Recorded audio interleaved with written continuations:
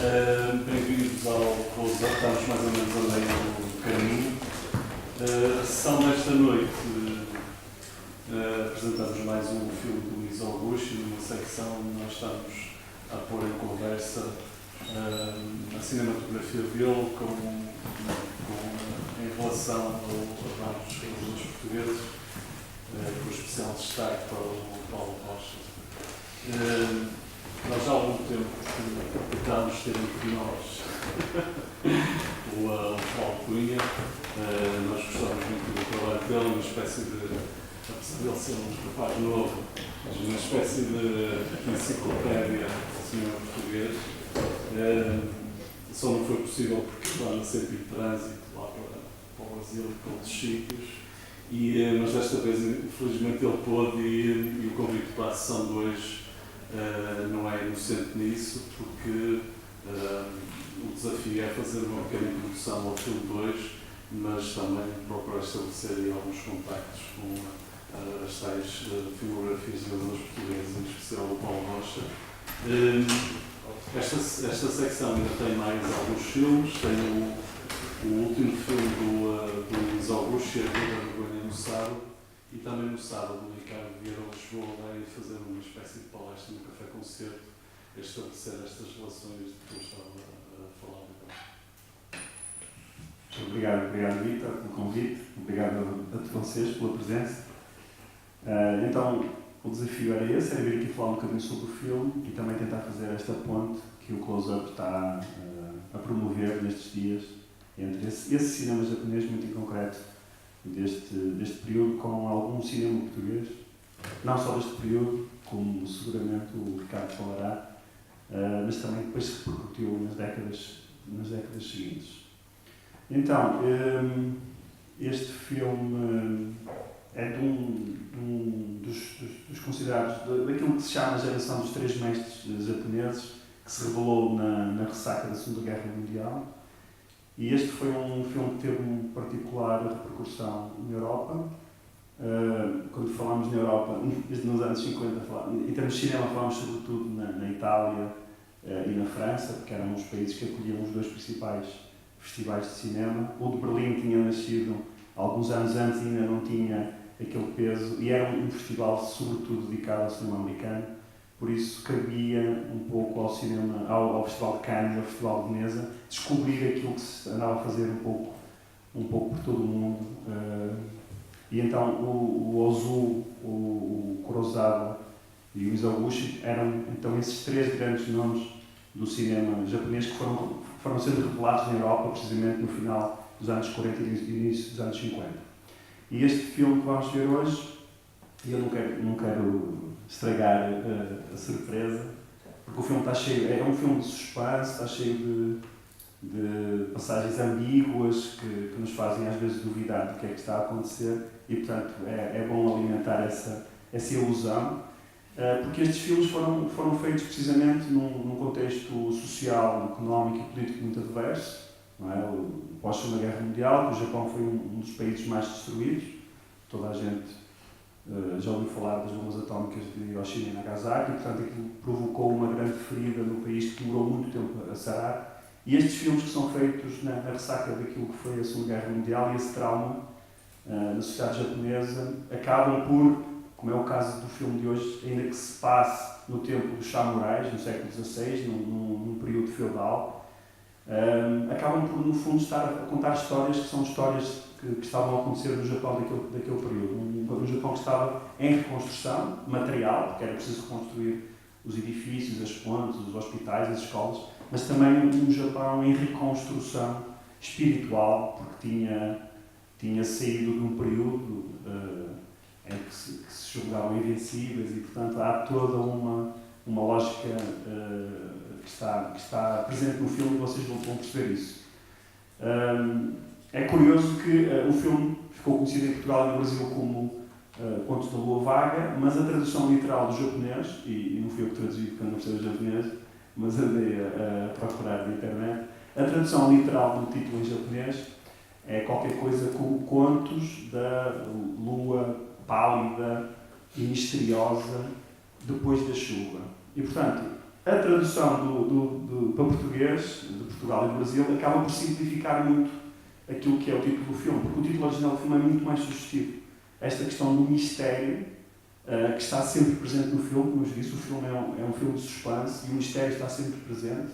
Nós muitas vezes não sabemos se estamos, nós, espectadores, estamos a sonhar ou se aquilo está mesmo a acontecer, mas também a questão do depois da chuva. E é curioso que tanto este filme como, por exemplo, o Rashomon, As Portas do Inferno, do Kurosawa, que também tinha sido estreado pouco tempo antes, são filmes que falam de um recomeço depois de uma chuva. Não é? E aqui esta chuva aparece precisamente como essa metáfora de um período negro, frio, que foi a Segunda Guerra Mundial.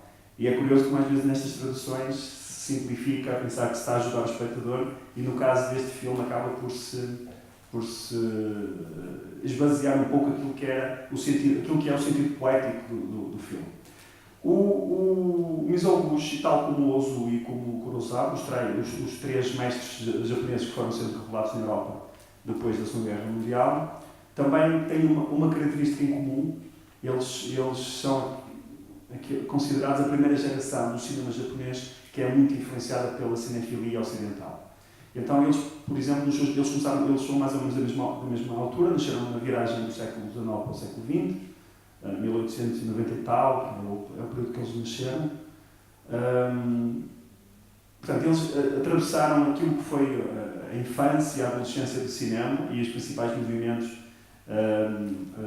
estéticos e históricos do cinema, como o expressionismo alemão e o neorrealismo italiano. Eles são cineastas que são muito influenciados por eles. E nós vamos ver isso no filme de hoje. O filme de hoje, apesar de ser um filme dos anos 50, acaba por ter muitas inspirações naquilo que é toda a atmosfera de mistério, de sombra, de nevoeiro, que é uma das marcas do expressionismo alemão, sem aquelas características mais pontuadas do radicalismo da linha, mas há uma atmosfera de suspense, de mistério, que é muito feito na gestão da luz e da sombra e do nevoeiro, daquilo que se vê e daquilo que não se vê. Muitas vezes temos mais medo no filme daquilo que não se vê do que propriamente daquilo que se vê. Vocês vão ver isso. Há alguns momentos de tensão no filme onde os protagonistas estão a ser ameaçados e a ameaça não é iminente, ou seja, não é visível, ouve-se ao longe sons que acabam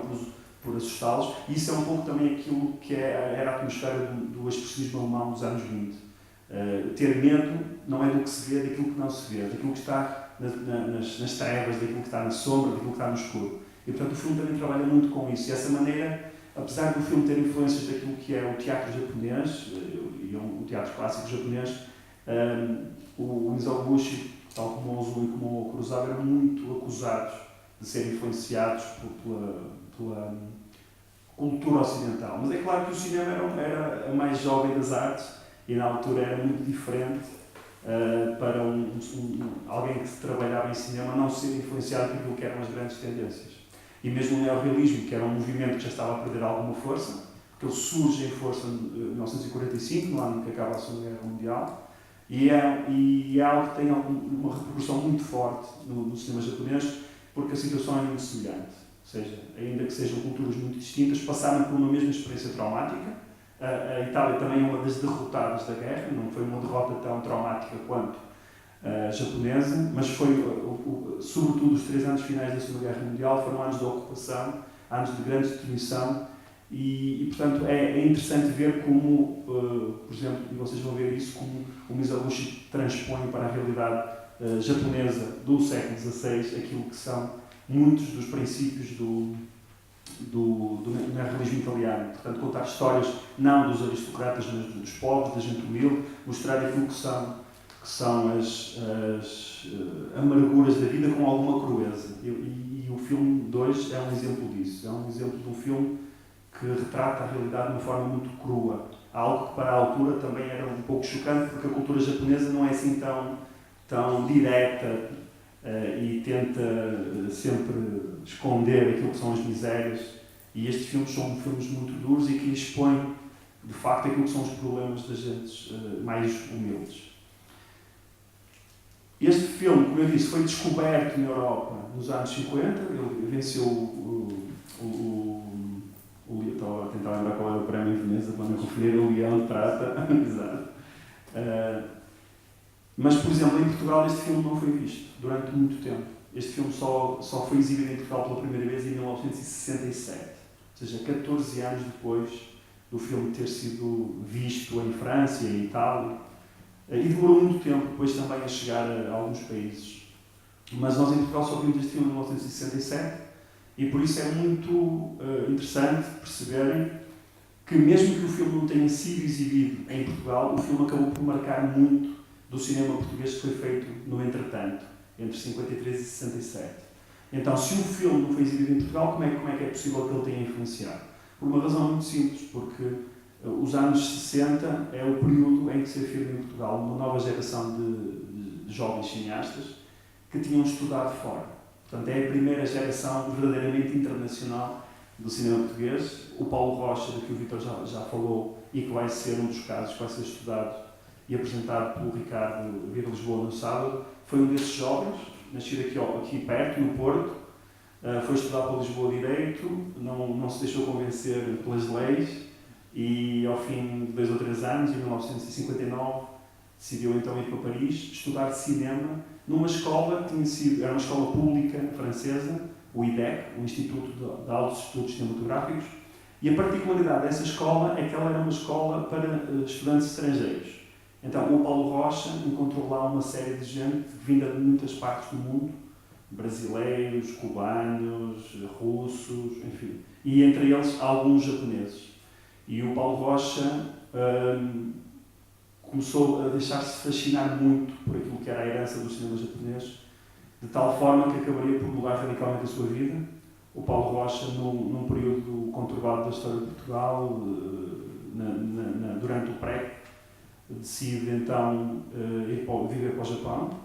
Ele viveu no Japão entre 1974 e 1980, onde preparou um filme que seria também um parte difícil do cinema português, o A Ilha dos Amores, que é a história de 2 portugueses que se mudam para o Japão. Então aquilo é um jogo muito interessante, quase autobiográfico, mas obviamente não sendo a história de Paulo Rocha, mas é a história do Camilo Peçanha e do Venceslau de Moraes, que na viragem do século XIX ao século XX vão para o Japão e há todo um confronto com aquela cultura diferente. É um filme que nós vamos mostrar em breve. Ok, ainda bem, então. E cópia restaurada? Ótimo, então. Aproveitem porque é uma cópia muito cobiçada. Estreou em Cannes, não foi? Foi lançada a cópia nova agora em maio em Cannes, por isso. Ótimo, ótima notícia. E portanto, como vêem, o Paulo Rocha viu este filme em França, nos anos 50, e este filme marcou de tal forma que ele começa a ser influente na sua própria obra. Ele lança aquilo que é considerado um dos melhores e mais marcantes filmes do cinema português, Os Verdes Anos, de 1963.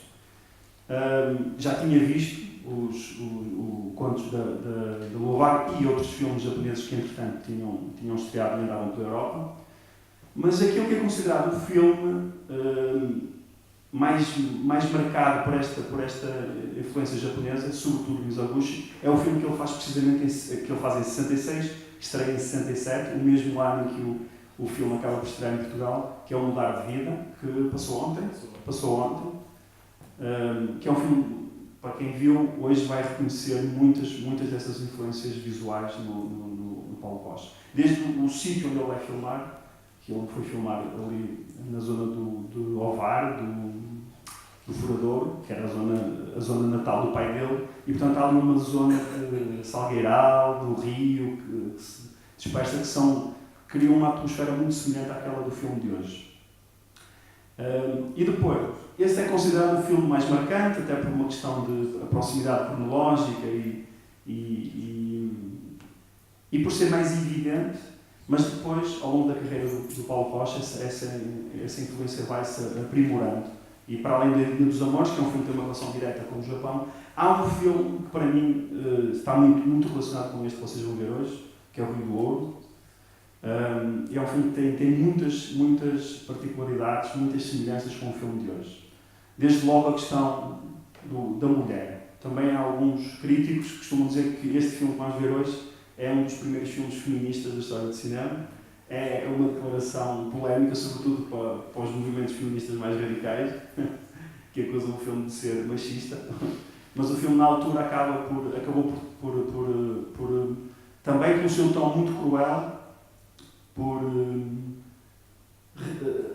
chamar a atenção para uma série de contingências que marcavam aquilo que era a posição da mulher na sociedade japonesa na transição da Segunda Guerra Mundial.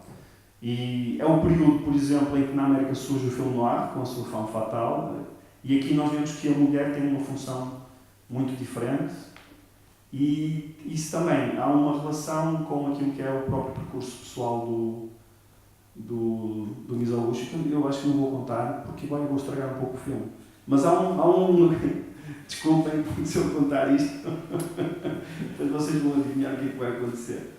Mas é melhor não contar. Porque o filme, desculpem, sério, mas é que o filme tem. O mistério que se vai gerando ao longo do filme, acreditem que é muito estimulante. Porque este filme pertence a um período da história do cinema em que precisamente o espectador ganha uma consciência e emancipa-se. O espectador quer fazer parte desse show. A grande diferença entre o cinema clássico e o cinema moderno é sobretudo, o que está desse lado da plateia.